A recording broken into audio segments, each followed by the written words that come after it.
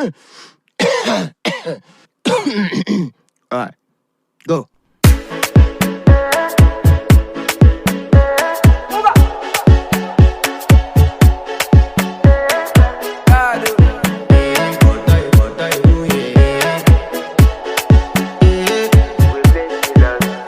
I want to flex my love, I want to impress, and I want to carry my love away to a place she loves. I'm